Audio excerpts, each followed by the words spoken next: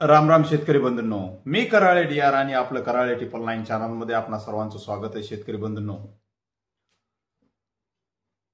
या पावसाने किती नुकसान झालं हे शब्दामध्ये व्यक्त करता येत नाही, परंतु जसे की मागील संदेश दिला होता की आपल्या राज्यामध्ये 27 आणि 28 तारखेला महाभयंकर तुफान पाऊस पडणार आहे, अतिवृष्टी होणार आहे, हा संदेश मी 22 तारखेलाच म्हणजे घटस्थापनेच्या दिवशी आपल्यापर्यंत दिला होता आणि त्या अनुषंगाने 27 तारखेला काल आपण बघतच असाल जिथे जिथे सांगितलं होतं, जसं की परभणी जिल्हा असेल, सोलापूर असेल, कोल्हापूर असेल, जालना असेल, छत्रपती संभाजीनगर असेल, अशा बहुतांश ठिकाणी किंवा विदर्भाचा जो काही भाग असेल या भागामध्ये अतिमुसळधार पाऊस झाला. तर बहुतेक बऱ्याचशा गावांचा संपर्क सुद्धा तुटलेला आहे की ज्या गावामध्ये दळणवळण होणं सुद्धा आता मुश्किल झालेलं आहे. ही पूर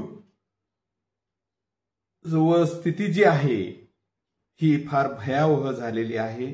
पशुधनाची सुद्धा यामध्ये फार मोठं नुकसान झालेलं आहे आणि यापूर्वी मी वारंवार सांगत होतो की पशुधन जे आहे, आपलं पाळीव प्राणी जे आहेत ते योग्य ठिकाणी बांधा. आणि त्याच अनुषंगाने शेतकरी बंधूंनो, आतापर्यंत दिलेले जे काही अंदाज आहेत ते 99% योग्य आणि योग्य वेळेवर तुमच्यापर्यंत मी पोहोचवण्याचा प्रयत्न केला, परंतु काही गोष्टी असतात त्या इतर शेतकऱ्यांपर्यंत पोहोचू शकत नाही, कारण आपण आपल्यापर्यंतची माहिती ठेवून घेतली, समोर पाठवलेली नाही. त्या अनुषंगानं बहुतांश शेतकरी संदेशापासून वंचित राहतात, कारण अंदाज सांगणारे पुष्कळ झाले, ज्याचे त्याचे ते विषय असतात, ज्याचे त्याचे ते विचार असतात.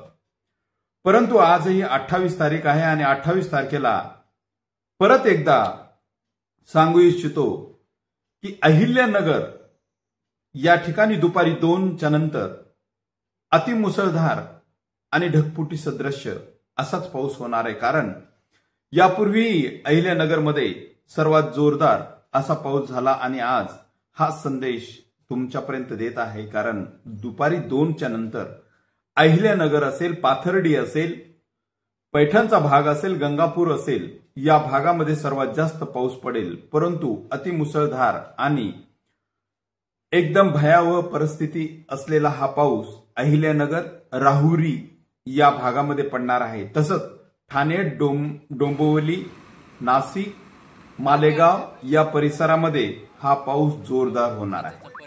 तसा हा पाऊस खान्देशमध्ये आजची चेतावणी म्हणून 40गाव जो आहे, 40गाव या ठिकाणच्या शेतकऱ्यांना अतिदक्षतेचा म्हणजे काळजी करण्याची आवश्यकता आहे, कारण 40गाव मध्ये आज सायंकाळी 6च्या नंतर हा मुसळधार पाऊस होईल आणि अतिवृष्टी सदृश्य असा हा पाऊस राहणार आहे.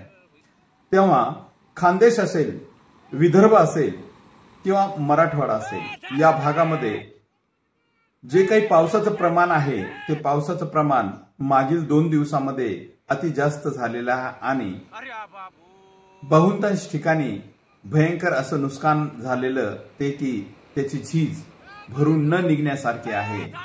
तेव्हा सर्व सरकार दरबारी जी विनंती करत आहात, तर सरकार दरबारी माझी ही विनंती राहील की माझ्या ह्या अनंत शेतकऱ्यांचे जे काही भयावह नुकसान झालेलं आहे त्यांना भरघोस आणि उदंड मनाने आपल्या ह्या शेतकरी बंधूंना भरघोस मदत करावी अशीच सर्वांची इच्छा आहे. त्या इच्छेला पूर्तता म्हणून शासनही दरबारी आपल्याला सर्वतोपरी मदत करेल अशी इच्छा बाळगतो. परंतु सर्वांनाच काळजी वाटलेली आहे, कारण हा भयावह पाऊस जो आहे हा पाऊस थांबणार कधी आहे.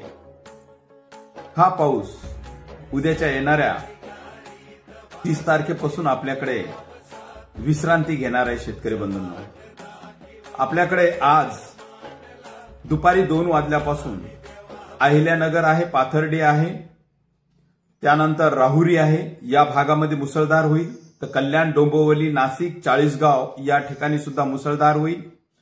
पश्चिम महाराष्ट्राचा जो काही भाग आहे, पश्चिम महाराष्ट्रामध्ये सांगली, सातारा, कराड, कोल्हापूर, अक्कलकोट या भागामध्ये सर्वसाधारण पाऊस राहील.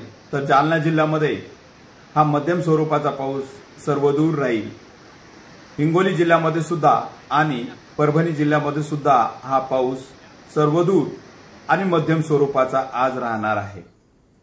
त्यामध्ये परभणी जिल्ह्यामध्ये गंगाखेड वगैरे जो काही परिसर असेल, वसमतचा जो परिसर, पूर्णेचा परिसर जे असेल, तिथे तर महान नुकसान झालेलं आहे। बऱ्याचशा गावांचा संपर्क तुटलेला आहे। हा संदेश मागच्या व्हिडिओमध्ये मी आमचे मधुकररावजी पास्टे यांना दिला होता की बाबा वसमतचा जो काही एरिया आहे, पूर्णाचा जो काही एरिया आहे, इथल्या शेतकऱ्यांना सतर्कता बाळगण्याची आपण हा संदेश त्यांच्यापर्यंत पोहोचवण्याचा प्रयत्न करावा आणि त्या अनुषंगाने झाला बी असेल असं मी गृहीत धरतो। तसंच 29 तारखेला परभणी जिल्ह्यामध्ये उघाड मिळणार आहे। तसंच 30 तारखेला सुद्धा हा उघाडीचाच परिणाम आपल्या मराठवाड्यामध्ये राहणार आहे। 1 आणि 2 तारखेला आपल्याकडे सर्वदूर उघाड मिळणार आहे, पावसाला विश्रांती होणार आहे। परंतु 4 ऑक्टोबरला आपल्याकडे परत एकदा मध्यम स्वरूपाचं ढगाळ वातावरण राहणार आहे व हलक्याशा पद्धतीमध्ये हा पाऊस आपल्या राज्यामध्ये 4 आणि 5 तारखेला होऊ शकतो। परंतु टोटली हा पाऊस विश्रांती 5 ऑक्टोबरच्या नंतर आपल्या राज्यात घेणार आहे। तेव्हा शेतकरी बंधूंनो, हा संदेश तर मी तुमच्यापर्यंत यासाठी दिलेला आहे कारण बऱ्याचशा शेतकऱ्यांची चौकशी होत होती की नेमका पाऊस पडणार किती आणि केव्हा, कुठं हे न सांगता पाऊस थांबणार केव्हा आहे हे फार महत्वाची गोष्ट होती। आणि तुम्हाला सांगू इच्छितो की आपल्याकडे ही पावसाला विश्रांती 5 ऑक्टोबरच्या नंतर मिळणार आहे। तेव्हा ज्याही शेतकऱ्यांचं सोयाबीन वगैरे काही पीक असेल, बहुतांशी शेतकऱ्यांचं तर नुकसान झालेलंच आहे सोयाबीनचं, परंतु 5 ऑक्टोबरच्या नंतर राहिलेलं जे काही सोयाबीनचं पीक आहे ते योग्य पद्धतीनं आपल्याला हार्वेस्टिंग करता येईल। आणि आतापर्यंतही ज्याही लोकांनी सबस्क्राईब केलं नसेल तर त्यांनी शेतीबद्दलचा जर अचूक अंदाजा पाहिजे असेल तर चॅनलला सबस्क्राईब करा व माझ्या व्हॉट्सअप ग्रुपमध्ये जर यायचं असेल तर डिस्क्रिप्शनमध्ये व्हॉट्सअप ग्रुपची लिंक दिलेली आहे, त्या लिंकला क्लिक करून व्हॉट्सअपमध्ये सुद्धा आपण जॉईन होऊ शकता, जेणेकरून तुम्हाला रोजच्या रोज अपडेट मिळत राहील।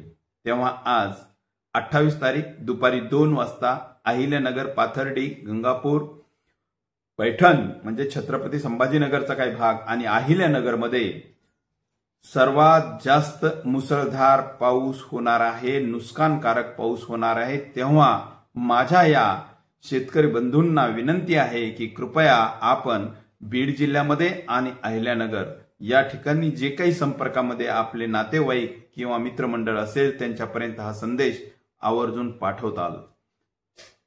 मी आपली या ठिकाणी रजा घेतो व पुढील परत एकदा संदेश तुमच्यापर्यंत देण्यासाठी प्रयत्न करतो। धन्यवाद।